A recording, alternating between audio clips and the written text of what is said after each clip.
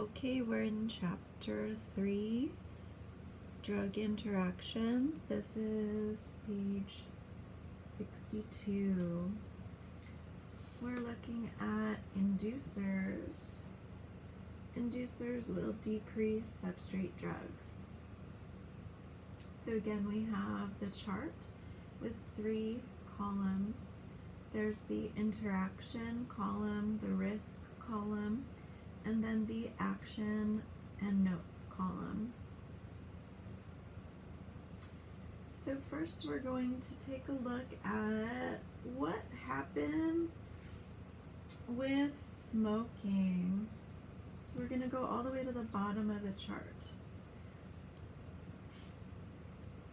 So smoking primarily induces cytochrome 1A2.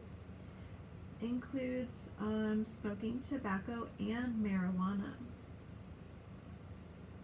So if a person is smoking and then you add antipsychotics or antidepressants, hypnotics, anxiolytics, caffeine, warfarin, which is the R isomer warfarin, and theophylline, what is the risk?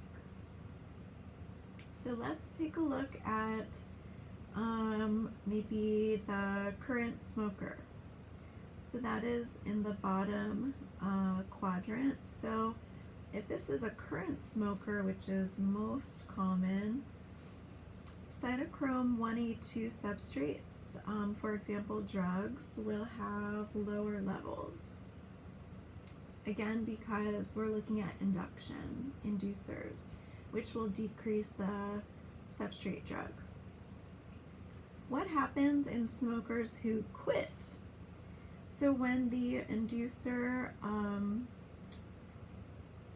cigarette is stopped, drug concentrations of cytochrome 1A2 substrates will then increase, causing toxicity. So what should we do about this? How do we handle it? So in a current smoker, when a current smoker starts a drug that is a cytochrome 1A2 substrate, a higher dose can be required.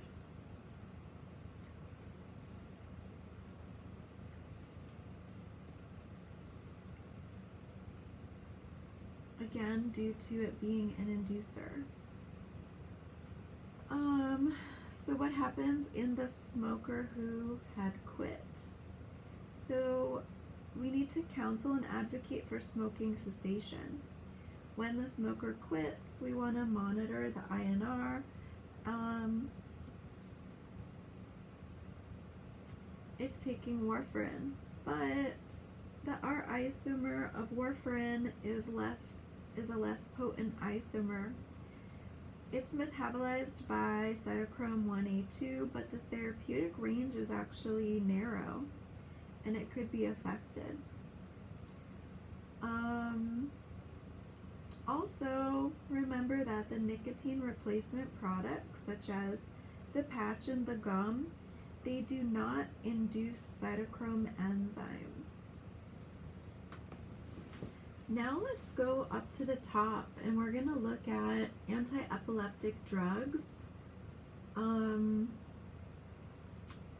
So anti-epileptic drugs like phenytoin and phenobarbital and carbamazepine, these are inducers. So if we add this to other drugs that are metabolized by cytochrome enzymes, such as like oral contraceptives, so birth control, and if we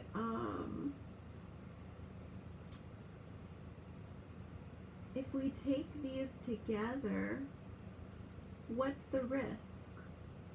So if we induce the metabolism of like our oral contraceptive, if we speed up that metabolism, we are going to have lower drug levels. So we're going to reduce the drug effect. And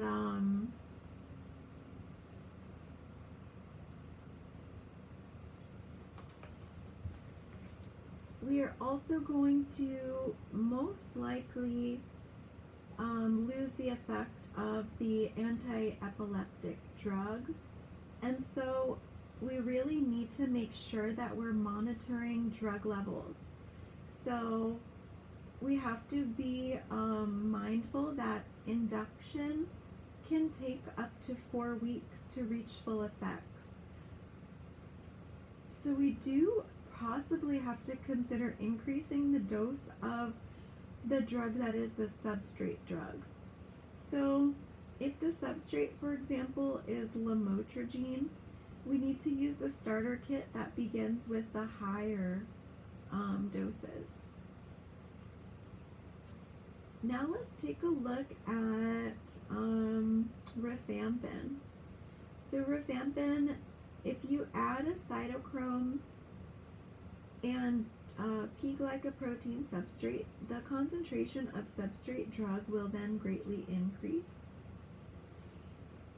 So we again want to monitor levels or other appropriate monitoring parameters. And we definitely want to monitor the INR with warfarin. If it's dosed with rifampin, we're likely going to have to increase the warfarin dose.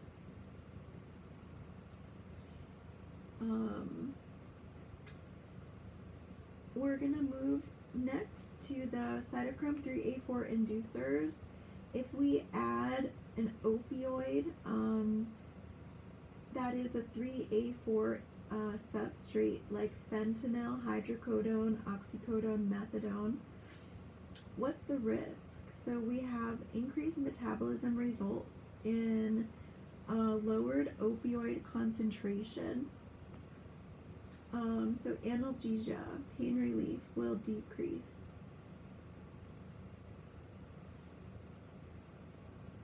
So what should we do?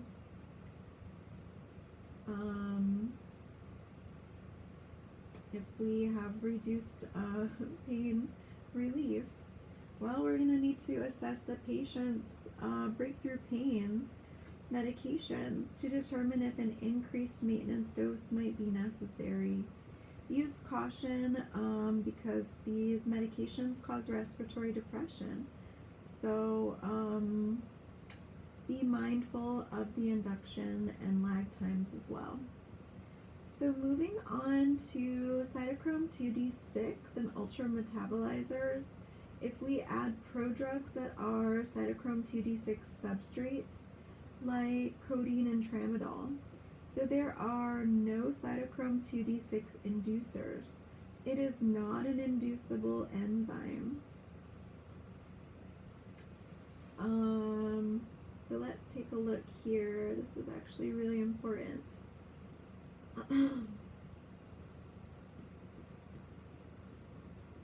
So with the 2D6 ultrametabolizers, this is a really good note.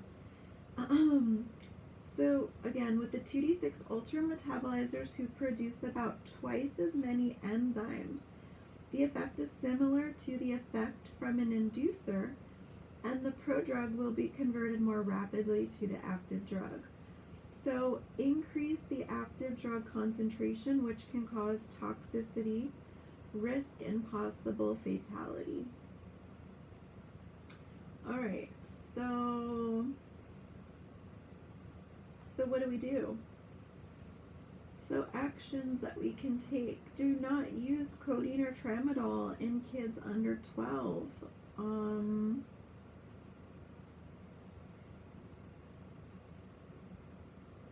So oftentimes you may see kids scheduled for like a tonsillectomy or an adenoidectomy.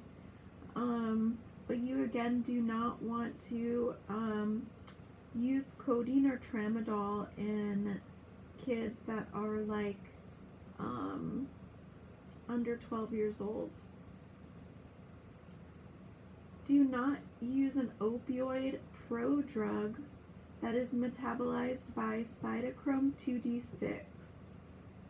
So codeine or tramadol in a breastfeeding mother unless it is known that she is not a 2D6 ultra metabolizer.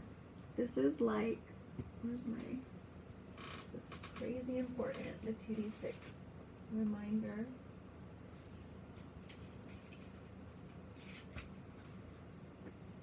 For inducers.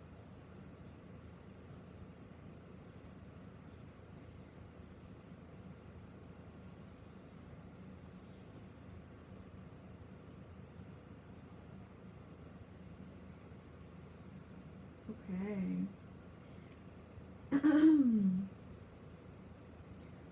All right, and so then let's move on. We're looking at cytochrome 3A4, P-glycoprotein inducers. If we add the calcineurin inhibitors, the CNIs, tacrolimus, cyclosporin, or the mTOR kinase inhibitors, sirolimus, everolimus, what's the risk? So increased drug metabolism, because induction is resulting in lower transplant drug levels and an increased risk of transplant organ rejection. So if you took transplant rotation, kidney transplant rotation, that makes sense. Rhode Island Hospital. Okay, avoid using together. So the cytochrome 3A4 P-glycoprotein inducers with these medications, avoid using them together, or increase the dose of your tacrolimus.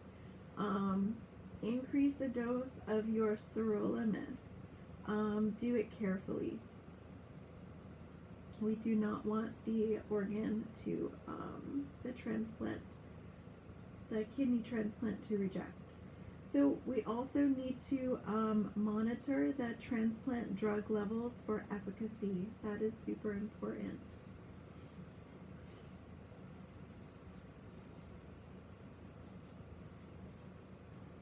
All right, and so page 62's chart is all done.